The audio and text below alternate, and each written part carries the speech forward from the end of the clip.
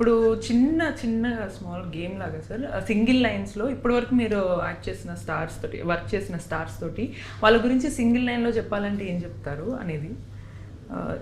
First ఈ movie తోటి start చేస్తే ధనుష్ గారి గురించి ఏం చెప్తారు?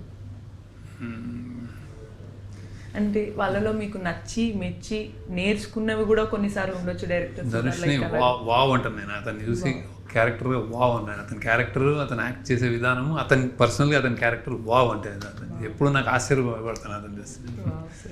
సో మేము కూడా వావ్ విని వావ్ అనే వస్తుంది. నాగార్జున సార్ గురించి gentleman to the core. Super. Rashmika మంచమ్మాయి. Okay sir. సాయి పల్లవి ఇక్కడ షిఫ్ట్ చేయాల్సిందే అని అనిపిస్తుందా మంచమ్మాయిని? Sai Pallavi energy. Okay, energy. Varun Tej happy అనిపిస్తాడు. ఓకే. కమలిని ముఖర్జీ ఫైర్. ఓ చాలా strong tagline sir. So Raj garu గురించి Anand Raj. Calm, cool and calm composed. Sumanth garu గురించి మంచోడు. సార్ ఇంకొక చిన్న కోరిక సార్, మా ఆడియన్స్ ఫ్యాన్స్ కోరిక మేరకు, శేఖర్ కమ్ల సార్ ఈ జోనర్కి వచ్చారంటే definitely next actions or mythological ఇలా చాలా తీసే ఛాన్సెస్ ఉండొచ్చు అని అనుకుంటారు. కొంతమంది కోరిక ఏంటంటే మా హీరోతో తీస్తే బాగుంటుంది కదా అని ఫ్యాన్స్ అనుకుంటూ ఉంటారు.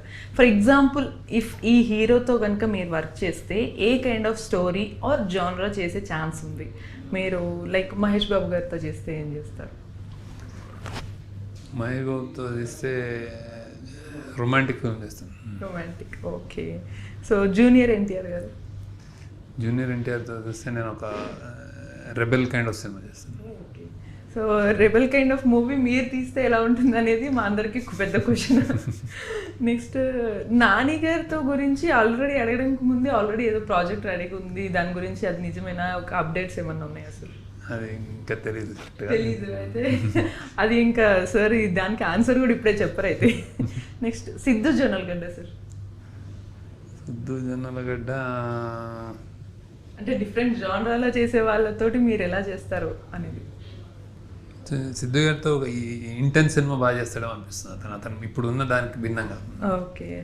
అడవిశేష్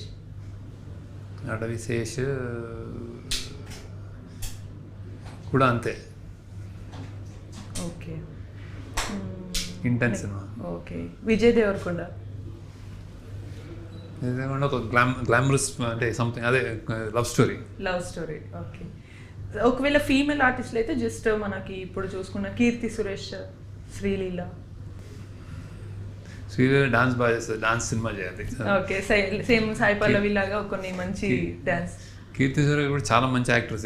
ఏదైనా powerful role, female centric role చేస్తున్నారు. ఓకే.